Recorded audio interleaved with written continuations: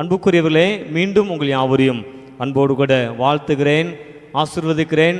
ஆண்டவருடைய கிருபை சமாதானம் உங்கள் வாழ்விலே நிறைவாய் தங்கி ஆசீர்வதிப்பதாக.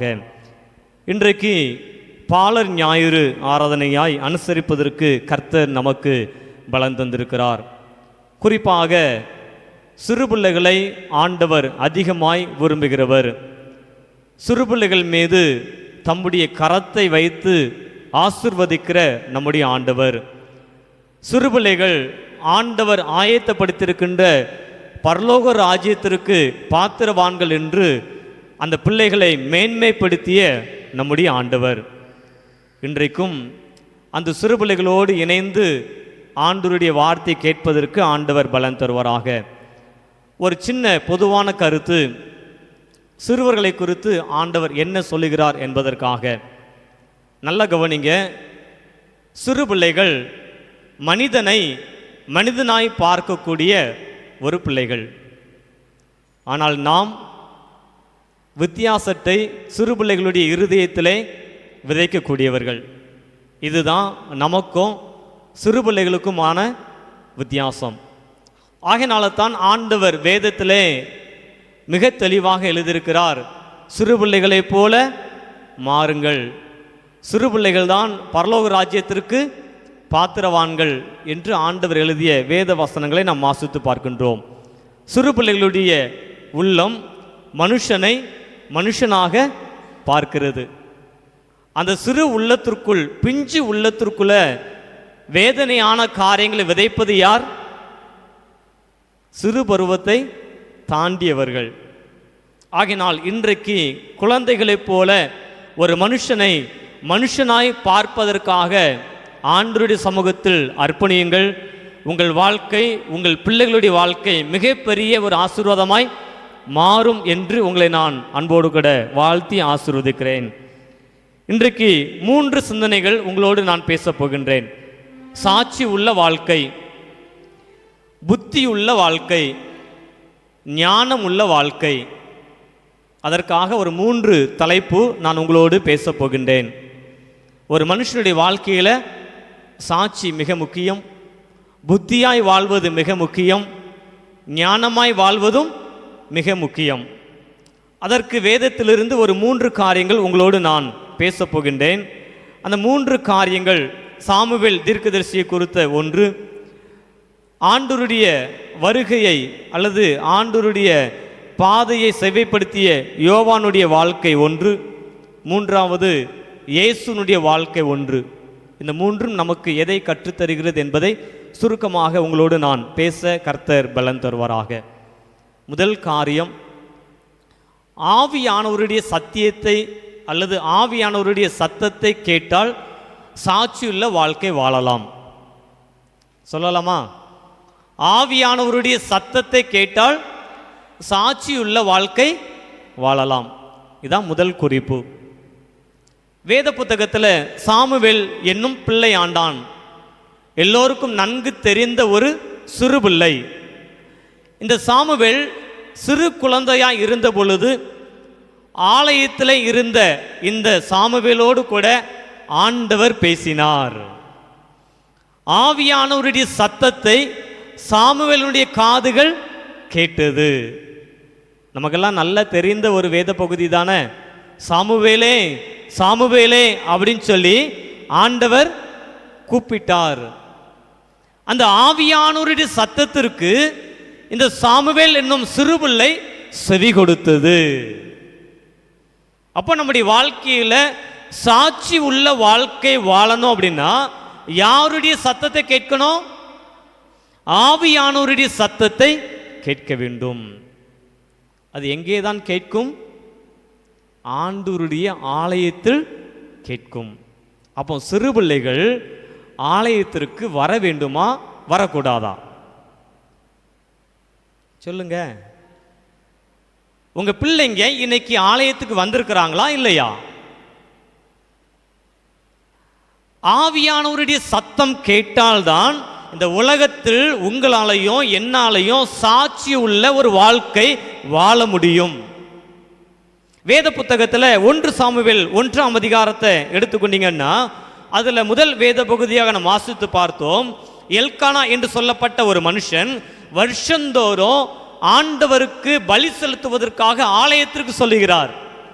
அப்படி போகும்போது அன்னாள் இடத்துல கேட்கிறார், தன் மனைவியின் இடத்துல கேட்கிறார், யாரையும் கூட்டி கொண்டு வா, நமக்கு ஒரு குழந்தை பிறந்ததே, அந்த சாமுவேலை அழைத்து கொண்டு வா.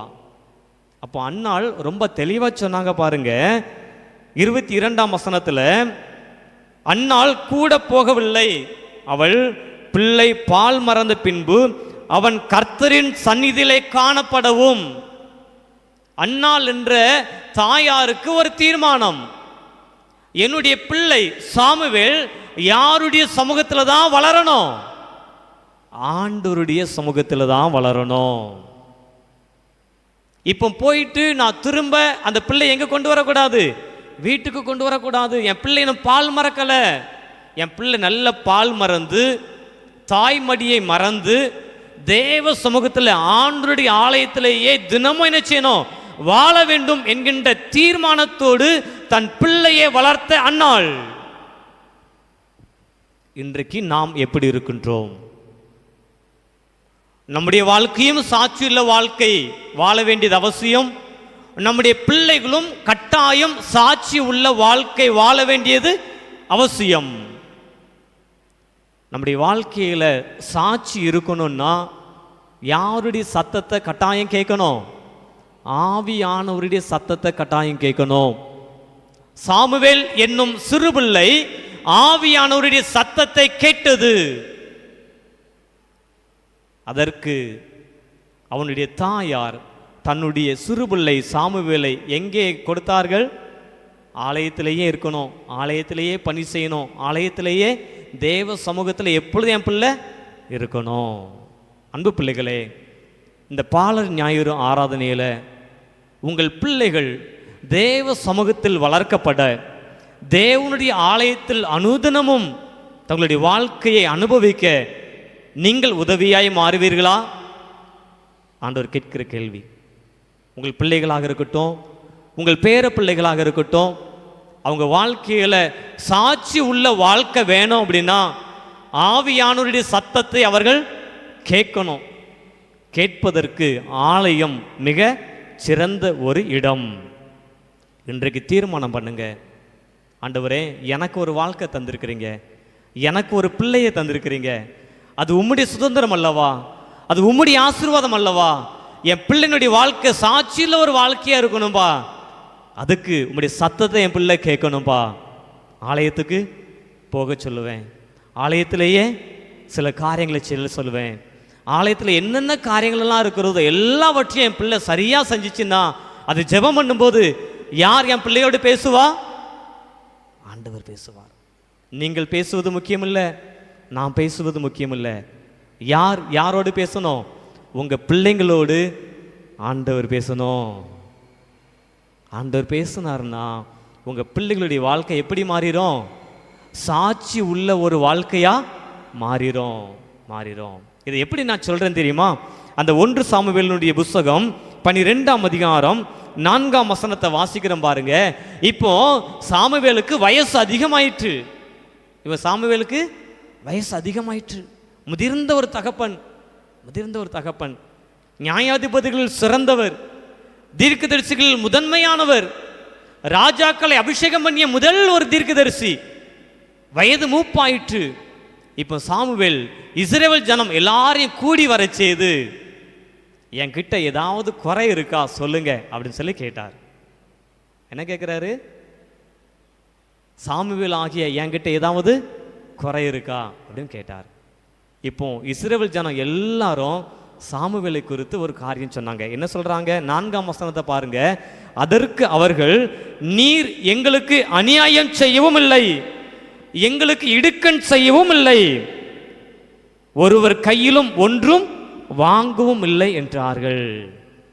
சாமுவேலை குறித்து இஸ்ரவேல் ஜனம் எல்லாரும் சாட்சி சொன்னாங்களா இல்லையா? சொல்லுங்க, என்ன சாட்சி சொன்னாங்க? சாமுவேல், நீர் அநியாயம் பண்ணல, நீர் இடுக்கண் பண்ணல, ஒருவர் கையிலும் ஒன்றும் வாங்கவும் இல்லை. எவ்வளவு பெரிய ஒரு சாட்சி சாமுவேலை குறித்து இஸ்ரவேல் ஜனம் எல்லாரும் சொன்னாங்க. காரணம் என்ன தெரியுமா? சிறு பிள்ளையா இருந்த பொழுது இந்த சாமுவேல் ஆவியானவருடைய சத்தத்தை கேட்பதற்காக அர்ப்பணிக்கப்பட்டவர். கையில தட்டி அந்த ஆண்டவர் இயேசுவை கனப்படுத்துங்க பார்க்கலாம். யா, உங்கள் பிள்ளைகளும் சிறு பிள்ளைகளா இருக்கும்போது ஆவியானவருடைய சத்தம் கேட்பதற்கு நீங்கள் அர்ப்பணித்தால் உங்கள் பிள்ளைகள் வாழ்க்கையும் மிகப்பெரிய சாட்சியுள்ள வாழ்க்கையா இந்த சமுதாயத்திலே மாறும். அல்லேலூயா. சிறந்த காரியம் அநியாயம் செய்யல, இடுக்கன் செய்யல அப்படின்னு 2 வார்த்தை அங்கே இடம்பெறுகிறது. அதுக்கு என்ன பொருள் தெரியுமா? அநியாயம்னா என்ன பொருள் சொல்லுங்க பார்க்கலாமே. அநியாயம்னா என்ன பொருள்? அநியாயம் ஆண்டவருக்கு பிடிக்குமா பிடிக்காதா? பிடிக்காது. சரி, அநியாயம்னா என்ன தெரியுமா? மற்றொரு மனுஷனுக்கு கெடுதல் நினைப்பது, வேற ஒன்றும் இல்லை. அநியாயம்னா என்ன? மற்ற மனுஷனுக்கு கெடுதல் நினைப்பது. இன்றைக்கு ஒருவேளை நீங்கள் இந்த உலகத்தில் மற்றொருடைய வாழ்க்கை உயர்வதற்கு கெடுதல் பண்ணக்கூடிய சூழ்நிலை நீங்க இருக்கிறீங்களா? ஏதாவது செஞ்சிருக்கிறீங்களா? யோசித்து பாருங்க. மனுஷனுடைய வாழ்க்கையில வித்தியாசமான அநேக ஒரு சூழ்நிலைகள், படிநிலைகள் உண்டு. நான் மட்டும் நல்லா இருக்கணும், நான் என் பிள்ளைங்க மட்டும் நல்லா இருக்கணும், என் குடும்பம் மட்டும் நல்லா இருக்கணும், மற்றவங்க எப்படி வேண்டாலும் போகட்டும். மற்ற குடும்பத்துக்காக கெடுதல் நினைத்தால் அதுக்கு பெயர் என்ன? அநியாயம் செய்தல். சாமுவேல் செய்தாரா? செய்யல. சாமுவேலை குறித்து சாட்சி சொன்னாங்க, சாமுவேலே நீ அநியாயம் ஒன்றும் செய்யவில்லை. எப்படி அந்த சாட்சி வந்துச்சு? சாமுவேல் சிறுபிள்ளையா இருக்கும்போது ஆவியானவருடைய சத்தத்தை கேட்டவர். சாமுவேலே சாமுவேலே என்ற சத்தத்தை ஆண்டவருடைய ஆலயத்தில் கேட்டவர். உங்கள் பிள்ளைகளும் அநியாயம் செய்யாமல் மற்றவர்களுக்கு கெடுதல் நினைக்காம வாழணும்னா ஆவியானவருடைய சத்தத்தை கேட்கணும். அந்த சத்தத்தை எங்கே தான் கேட்க முடியும்? ஆலயத்தில். ஆலயத்தில். 2வது ஒரு காரியம் சொல்லப்பட்டிருக்கிறது. சாமுவேல் இடுக்கண் ஒன்றும் செய்யவில்லை. இடுக்கண்னா என்ன? அநியாயத்துக்கே எங்களுக்கு தெரியல தம்பி, இடுக்கனுக்கு எப்படி தெரியும்? இடுக்கண்னா என்ன? துன்பம், சிக்கல், இன்னொரு மனுஷனுக்கு துன்பத்தை, கண்ணீரை கொண்டு வர நீங்கள் செயல்பட்டு அதுக்கு பேர் என்ன? இடுக்கண். மற்றவங்க குடும்பத்தில் வளர்ச்சிக்கு சிக்கலை உண்டு பண்ணா உங்களுக்கு பேர் என்ன? நீங்க இடுக்கண் செய்கிறவங்கன்னு பேரு. நல்லா புரிஞ்சுக்கோங்க. சின்ன சின்ன காரியம்தான் மனுஷன் தவறக்கூடிய ஒரு சூழ்நிலைகள். ஆனால் அந்த காரியங்கள் எல்லாம் ஆண்டவருடைய பார்வைக்கு மிகவும் அருவருப்பானது. சாட்சி ரொம்ப முக்கியம். சாட்சி ரொம்ப முக்கியம். சாட்சி இல்லாம நீங்களும் நான் எங்க போக முடியாது, பரலோகம் போக முடியாது. அதனால தான் சொன்னாரு, சிறு பிள்ளைகளை பார்த்ததும் அவர்கள் என்னிடத்திற்கு வருவதற்கு தடை பண்ணாதிருங்கள், பரலோக ராஜ்யம் அப்படிப்பட்டவர்களுடையது. ஏன் சிறு பிள்ளைகளைப் போல மாற வேண்டும் என்று ஆண்டவர் சொல்லுகிறார்? சிறு பிள்ளைகளுடைய வாழ்க்கை ஆவியானவருடைய சத்தத்தை கேட்கக்கூடிய ஒரு பருவம். ஆவியானவருடைய சத்தத்தை கேட்டா அவங்க வாழ்க்கை எப்படி மாறிடும்? சாட்சி உள்ள ஒரு வாழ்க்கையா மாறிடும். வீட்டில் போய் வாசி பாருங்க. 1 தெசலோனிக்கேயர் 5ஆம் அதிகாரம் 23ஆம் வசனத்துல நம்முடைய சரீரம், நம்முடைய ஆவி, நம்முடைய ஆத்மா மூன்றையும் குற்றமற்றதாய் நாம் காத்துக்கொள்ள வேண்டியது அவசியம். எப்படி? நம்முடைய சரீரம், நம்முடைய ஆவி, நம்முடைய ஆத்மா, இந்த மூன்றும் பரிசுத்தமாக குற்றமற்றதாய் இருந்தாதான் எங்க போக முடியும்? சாட்சி மிக முக்கியம். சாட்சியுள்ள வாழ்க்கை வாழணும்னா ஆவியானவருடைய சத்தத்தை கேட்க வேண்டும். முதல் குறிப்பு. 2வது குறிப்பு என்ன? ஆவியில் களி கூறுதல்.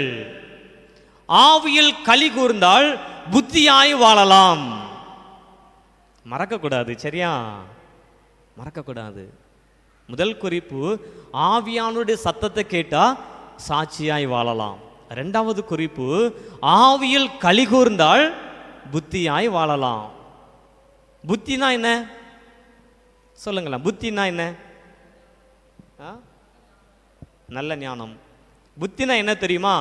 எது நல்லது எது கெட்டது என்று அறிந்து கொள்வதற்கு பெயர் என்ன? புத்தி. புரியுதா? எது நல்லது எது கெட்டது, இது சரியா தவறா? அதை அறிந்து கொள்வதற்கு பெயர் என்ன? புத்தி, வேற ஒன்றும் இல்லை. இதற்கு சிறந்த உதாரணம் யோவான். சரியா? அப்படி எடுத்துக்கொள்ளுங்க என்னோடு கூட. லூக்கா 1ஆம் அதிகாரத்தை திருப்பிக்கோங்க.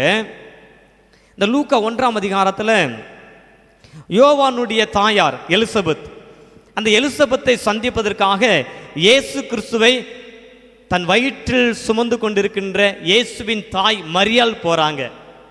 இப்போ எலிசபெத்தினுடைய குழந்தைக்கு வயசு எத்தனை? 6 மாதம். யோவானுக்கு வயசு எத்தனை? 6 மாத குழந்தையா எலிசபெத்தினுடைய வயிற்றுக்கு உள்ளே இருக்கிறார். இப்போ ஏசப்பாவுனுடைய தாய் மரியாள் எலிசபெத்தோடு பேசும்போது எலிசபெத்தினுடைய வயிற்றுக்குள்ள 6 மாத குழந்தையா இருந்த சிறுபிள்ளை யோவான் ஆவியில் களி கூர்ந்தது. அல்லேலூயா. இந்த உலகத்தையே பார்க்கல, வேத வசனத்தையே இன்னும் கேட்கல, தாயின் கருவில் 6 மாத குழந்தையா இருந்த யோவான் இயேசுவின் தாயினுடைய சத்தத்தை கேட்டதும் ஆவியில களி கூர்ந்தார். களி கூர்ந்தார். இதனுடைய விளைவு என்ன ஆயிடுச்சு பாருங்க. 1ஆம் அதிகாரம், லூக்கா 1ஆம் அதிகாரம் 66ஆம் வசனத்தை வாசிக்கிறோம் பாருங்க. இந்த பிள்ளை எப்படிப்பட்டதா இருக்குமோ என்றார்கள். கர்த்தருடைய கரம் அந்த பிள்ளையோட. ஆமா, யோவானை குறித்து எழுதப்பட்டிருக்கிறது. எல்லாரும் ஆச்சரியமா பார்க்குறாங்க. ஏன் அப்படின்னா அவனுடைய பெயருக்கு அவ்வளோ ஒரு மதிப்பு அங்கே கொடுக்கப்பட்டிருக்குது. உங்க எல்லாருக்கும் நல்லா தெரியும். அப்போ எல்லாருக்கும் ஒரு கேள்வி வருது, ஒரு சந்தேகம் வருது. இந்த யோவானை குறித்து, அவனுடைய பிறப்பை குறித்து, அவனுடைய பெயரை குறித்து இவ்வளவு ஒரு விசேஷித்த தன்மை இருக்கிறது அப்படின்னா இந்த குழந்தை எப்படிப்பட்டதா இருக்கும் அப்படின்னு எல்லாருக்கும் ஒரு ஆச்சரியம். அப்போ இங்கே எழுதப்பட்டிருக்கிறது வேதம், கர்த்தருடைய கரம் அந்த பிள்ளையோட இருந்தது அப்படின்னு ஒரு வார்த்தை. இப்போ வாசிங்க பார்க்கலாம். ஏசாயா தீர்க்கதரிசியினுடைய புஸ்தகம் 8ஆம் அதிகாரம். இங்கே இஸ்ரவேல் ஜனத்திற்கும் யூதா ஜனத்திற்கும் அசிரியர்கள் மூலமாக மிகப்பெரிய ஒரு அழிவு வருகிறது. அதை குறித்து எழுதப்பட்ட ஒரு வேத பகுதி தான் அந்த 8ஆம் அதிகாரம். யாருக்கெல்லாம் அழிவு? இஸ்ரவேலுக்கும் யூதாவுக்கும் அழிவு. யார் மூலமா? அசிரியர்கள் மூலமா அழிவு. அப்போ ஆண்டவருக்கு பயப்படுகின்ற பிள்ளைகளுக்கு ஆண்டவர் பாதுகாப்பை கொடுக்கக்கூடிய சூழ்நிலை குறித்து எழுதப்பட்ட ஒரு வேத வசனம் இங்கே இருக்கிறது. 11ஆம் வசனத்தில் அந்த வசனம் என்ன சொல்லுது பாருங்க. கர்த்தருடைய கரம் என்மேல் அமர்ந்து அவர் என்னுடனே பேசி நான் இந்த ஜனத்தின் வழிகளை நடவாதபடிக்கு எனக்கு புத்தி சொல்லி விளம்பினதாவது. இப்போ நல்லா பாருங்க. கர்த்தருடைய கரம் என்மேல் அமர்ந்து அவர் என்னுடனே பேசி நான் இந்த ஜனத்தின் வழியிலே நடவாதபடிக்கு எனக்கு புத்தி சொல்லி விளம்பினதாவது. இப்போ நல்ல கவனமாக கேளுங்க.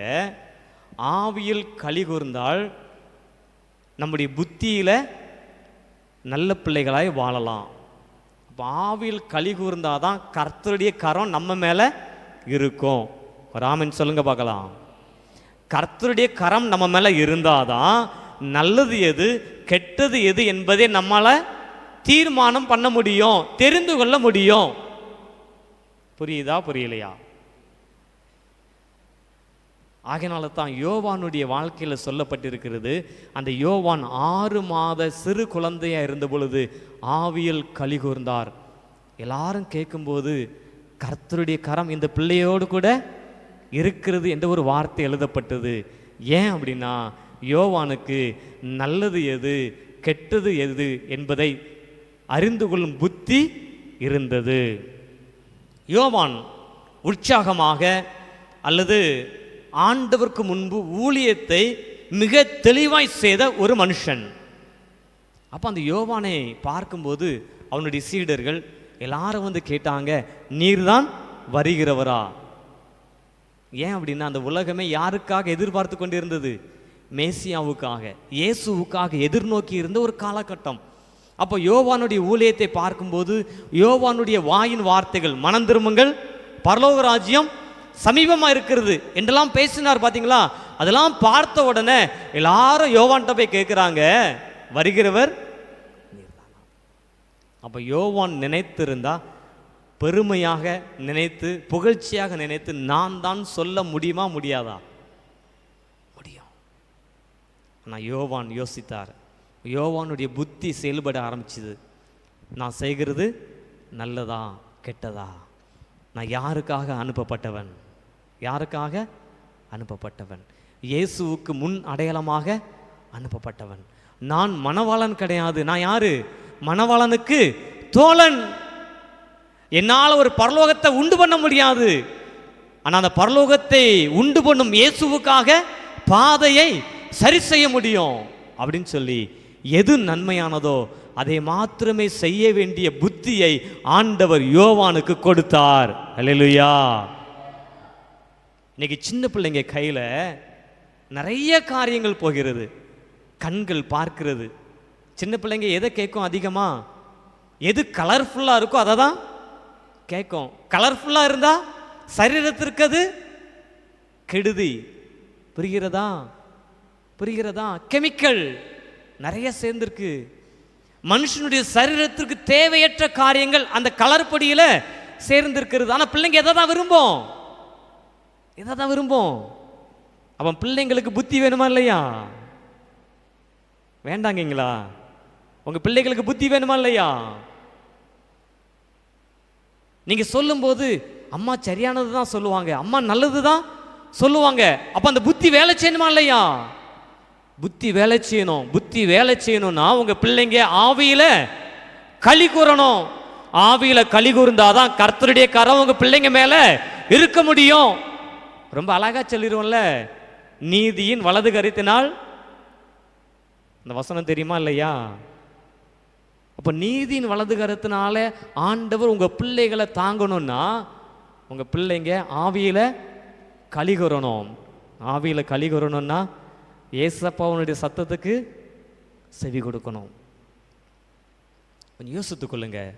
மொபைல் ஃபோன் உங்களுக்கு சொல்லி தெரிய வேண்டியதில்லை, எல்லாருக்கும் தெரிஞ்ச ஒன்று தான்.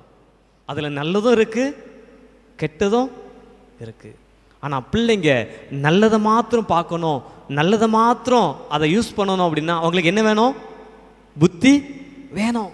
நீதிமொழிகள் 2ஆம் அதிகாரம் 11ஆம் வசனம் சொல்லுகிறது, புத்தி உங்களை பாதுகாக்கும். உங்கள் பிள்ளைங்க படிக்க போகிறாங்களா? ஸ்கூலுக்கு போகிறாங்களா? உங்கள் பிள்ளைங்க பாதுகாப்பாக வரணுமா இல்லையா? வரணும்னா உங்கள் பிள்ளைங்களுக்கு என்ன இருக்கணும்? புத்தி இருக்கணும். புத்தி இருந்தால் தான் உங்கள் பிள்ளைங்க பாதுகாப்பாக வர முடியும். நல்லது எது, கெட்டது எது? நல்ல நண்பன் யார், கெட்ட நண்பன்? ஆமாம், அம்மா அப்பா நல்லவங்க, தாத்தா பாட்டி நல்லவங்க, வீட்டில் இருக்கிற எல்லாரும் நல்லவங்க. ஆனால் வெளியில் போன உடனே உலகத்தில் பார்க்கக்கூடிய மற்ற நண்பர்கள் நல்லவர்களாக இருப்பாங்க, கெட்டவர்களாகவும் இருப்பாங்க. நல்ல எண்ணமும் இருக்கும், பொறாமை எண்ணமும் இருக்கும். இது அந்த பிள்ளைகளுக்கு தெரியணும்னா உங்கள் பிள்ளைகள் மேலே கர்த்தருடைய கரம் இருக்கணும். அவருடைய கரம் இருக்கணும்னா உங்கள் பிள்ளைங்க ஆவியில் களி கூற வேண்டியது அவசியம். ஆவியில் களி கூறணும்னா ஆண்டவருடைய சத்தத்தை கேட்கணும். புரிந்து கொள்ளுங்கள், புத்தி ரொம்ப முக்கியம். புத்தி இல்லாமல் தான் இன்றைக்கி நிறைய பிள்ளைங்க தங்கள் வாழ்க்கையை கெடுத்து கொண்டு இருக்கிறார்கள். உங்கள் பிள்ளைங்க புத்திமானாக இருக்கணும்னா ஆண்டவருடைய கரம் உங்கள் பிள்ளைங்க மேலே இருக்கணும். இன்னும் சொல்லப்போனால் 16ஆம் அதிகாரம் 22ஆம் வசனம் நீதிமொழிகளில் சொல்லப்பட்டிருக்கிறது, புத்தி என்பது ஜீவ ஊற்று. ஜீவ ஊற்றுனா என்ன? ஜீவனை கொடுக்கக்கூடியது, உங்கள் பிள்ளைகளுக்கு வாழ்க்கையை கொடுக்கக்கூடியது, ஆசீர்வாதத்தை கொடுக்கக்கூடியது, மேன்மையை கொடுக்கக்கூடியது, உங்கள் பிள்ளைகளை நல்வழிப்படுத்தக்கூடியது. ஒரு ஆமென் சொல்லுங்க பார்க்கலாம். அவன் புத்தி இல்லாமல் உங்கள் வாழ்க்கையில் ஜீவன் இருக்காது. ஜீவன் கிடைக்கணும்னா நல்ல புத்தி உங்களுக்கு வேண்டும். நல்ல மேய்ப்பன் இயேசுவின் கிருபை உங்களுக்கு வேண்டும். அந்த அனுபவத்தோடு வளர்ப்பதற்கு உங்கள் பிள்ளைகளை பழக்கி பாருங்கள். ஆவியில் கலிகுற கர்த்தருடைய கரம் உங்கள் பிள்ளைகள் மேலே இருப்பதற்காக பழக்கி பாருங்கள். நல்ல புத்தியை ஆண்டவர் கொடுத்து உங்கள் பிள்ளைகளை பாதுகாத்து உங்கள் பிள்ளைகளுக்கு ஜீவனை கொடுத்து நல்லதொரு ஆசீர்வாதத்தை கர்த்தர் உங்கள் பிள்ளைகளுக்கு கட்டளையிடுவார். 3வது காரியம், ஆவியில் பலன் கொள்ளுதல். திரும்ப நான் உங்களுக்கு ஞாபகப்படுத்துகிறேன். முதல் காரியம், ஆவியானவருடைய சத்தம் கேட்பது. அது உங்கள் வாழ்க்கையில் சாட்சியை உண்டு பண்ணும். 2வது, ஆவியிலே களி கூறுதல். அது உங்கள் வாழ்க்கையில் நல்ல புத்தியை உங்களுக்கு கற்றுத்தரும். 3வது காரியம், ஆவியில் பலனடைதல். இது எதை உங்களுக்கு கற்றுத்தரும்? ஞானத்தை தரும். ராமை சொல்லுங்க பார்க்கலாம். ஞானத்தை தரும். இன்னைக்கு வேத வசனமாக, சத்திய வசனமாக சிறு பிள்ளைகள் அழகா சொன்னாங்க. இயேசுவானவர் ஞானத்திலும் வளர்த்தியிலும் தேவ கிருபையிலும் மனுஷ தயவிலும் அதிகமாய் விருத்தி அடைந்தார். இயேசு கிறிஸ்து ஞானத்தில் சிறந்து விளங்கினார். ஞானம் மிக முக்கியம். ஞானம் என்றால் என்ன சொல்லுங்க பார்க்கலாம். ஞானம் என்றால் என்ன? முதல்ல கேட்குறேன், புத்தினா என்ன? புத்தினா என்ன சொல்லுங்களேன். எது நல்லது எது கெட்டது என்று தெரிந்து கொள்வது புத்தி. சரியா? ஞானம் என்றால் என்ன? தெளிந்த சிந்தனையுடன் முடிவு எடுப்பது ஞானம். புரியுதா? தெளிந்த சிந்தனையுடன் முடிவு எடுப்பது ஞானம். அதுதான் ஞானம் தேவை. நிறைய பேருக்கு நிறைய காரியத்தை நான் செய்திருவேன், நான் சாதிச்சிருவேன் அப்படின்னு சொல்லுவாங்க. சாதிக்க முடியுமா? சாதிக்கக்கூடிய ஞானம் இல்லைன்னா சாதிக்க முடியாது. ஞானம் இருந்தா சாதிக்கலாம். சாதிக்கலாம். ஏசப்பா கிட்ட இருந்துச்சு. இந்த ஞானம் நித்திய வாழ்க்கையுடன் தொடர்புடைய ஒன்று. நித்திய வாழ்க்கைனா என்ன? பரலோக வாழ்க்கையுடன் தொடர்புடைய ஒன்று. ஆகையினால தான் கர்த்தர் ஞானத்தை, நல்ல சத்தமா சொல்லுங்களேன், கர்த்தர் ஞானத்தை தருகிறார் அப்படின்னு ஒரு வார்த்தை. ஞானம் என்பது தெளிந்த சிந்தனையுடன் முடிவெடுக்கக்கூடிய ஒரு காரியம். ஒரு காரியம். இது சின்ன பிள்ளைங்களுக்கு இருக்குமா? சொல்லுங்களேன். சின்ன பிள்ளைங்க என்ன செய்யும்? ஓடிக்கிட்டே இருக்கும். நீங்கள் ஓடாதான்னு சொல்லுவீங்க. எதுக்கு? ஓடுனா கால் வழுக்கும் அப்படின்னு உங்களுக்கு தெரியும். அந்த தெளிந்த சிந்தனை யாருக்கு கிடையாது? சின்ன பிள்ளைங்களுக்கு கிடையாது. அப்போ நிச்சயம் கொஞ்சம், ஏன் அம்மா சொல்கிறேன் ஓடாத, நீ ஏன் மெதுவா போன்னு சொல்கிறேன், நீ கீழே விழுந்துருவ, கீழே விழுந்தா அடிபட்டுரும். எனக்கு தெரியுது, அம்மாவுக்கு தெரியுது, அம்மாவுக்கு ஞானம் இருக்கு, உனக்கு ஞானம் இல்லை. கற்றுக் கொடுக்கிறோம். இது சிறு குழந்தைகள் முதற்கொண்டு வயதான தாய் தகப்பனார் வரைக்கும் இந்த ஞானம் கட்டாயம் தேவை. புரியுதா? இந்த ஞானம் உங்களுக்கு இருக்கணும்னா நீங்கள் ஆவியில் பலன் கொள்ள வேண்டியது அவசியம். லூக்கா 2ஆம் அதிகாரம் 40ஆம் வசனம் இயேசுவை குறித்து எழுதப்பட்ட வசனம். வாசிக்கிறேன் பாருங்க. லூக்கா 2ஆம் அதிகாரம் 40ஆம் வசனம். பிள்ளை வளர்ந்து ஆவியிலே பலன் கொண்டு ஞானத்தினால், ஹலோ நல்லா புரியுதா? இயேசுவை குறித்து அழகா எழுதப்பட்டிருக்கு பாருங்க. பிள்ளை வளர்ந்து ஆவியிலே பலன் கொண்டு ஞானத்தினால். ஆமா, நம்ம ரொம்ப அழகா சொல்லிடுறோம். இயேசுவானவர் ஞானத்திலும் வளர்த்தியிலும் தேவ கிருபையிலும் மனுஷர் தயவிலும் அதிகமாய். ஆமா, ஏசப்பா ஞானத்தில் அதிகமாய் வளர்ந்தார்னா அதுக்கு காரணம் ஆவியிலே பலன் கொண்டதின் மூலம் ஞானத்தில் வளர்ந்தார். அப்போ உங்க பிள்ளைங்க, சின்ன பிள்ளைங்க ஞானத்தில் வளரணும்னா ஆவியிலே பலன் கொள்ள வேண்டியது அவசியம்.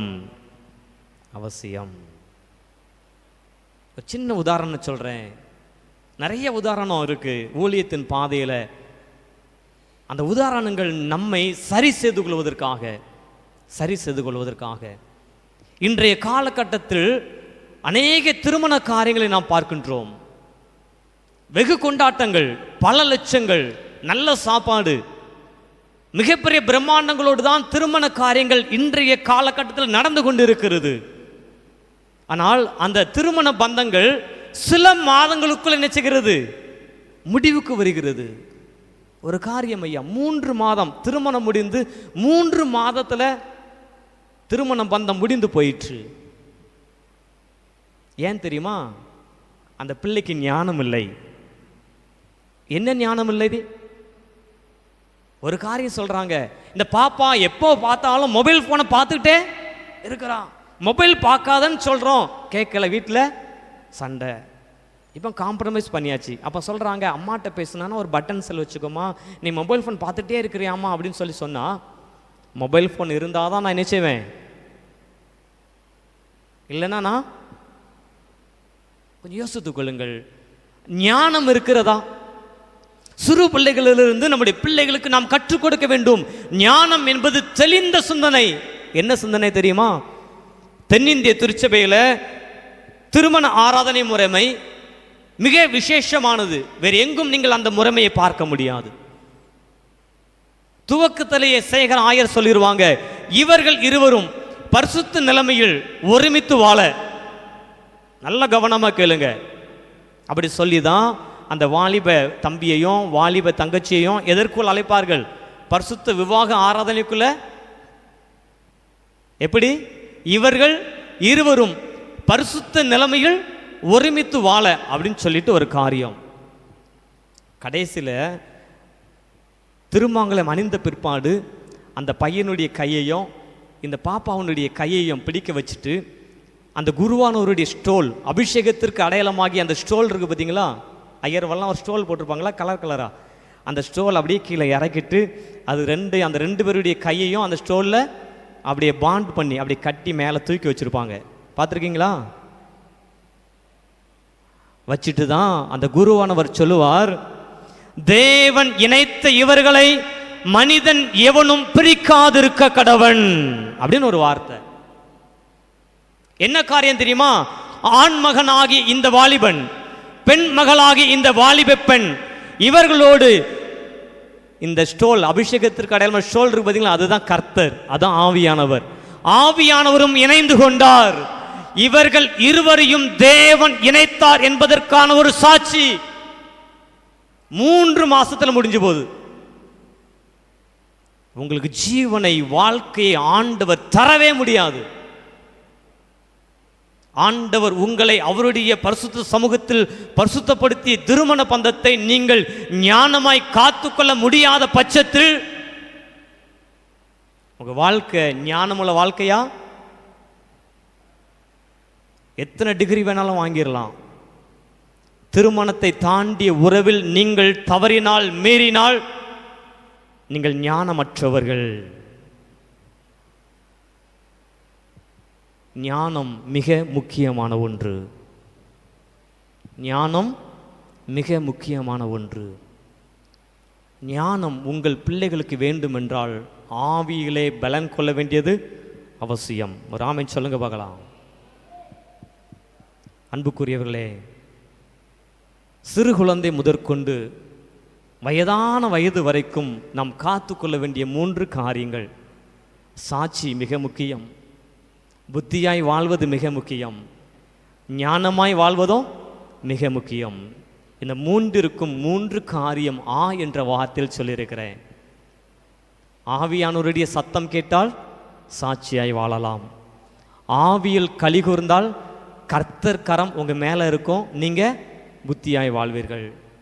ஆவியிலே பலன் கொண்டால் கர்த்தர் ஞானத்தை தருவார். அல்லேலூயா.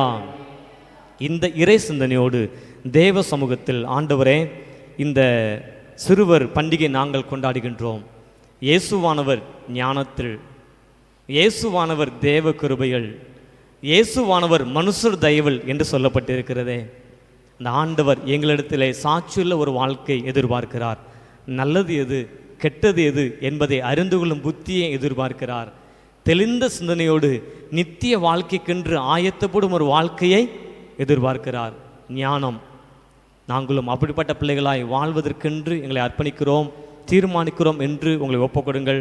உங்களையும் உங்கள் பிள்ளைகளையும் இறைமகன் இயேசு கிறிஸ்து நிறைவாய் ஆசீர்வதிப்பார் என்று சொல்லி உங்களை மனதார வாழ்த்துகிறேன். கர்த்தர் தாமே உங்களையும் இந்த வார்த்தையும் ஆசீர்வதிப்பாராக.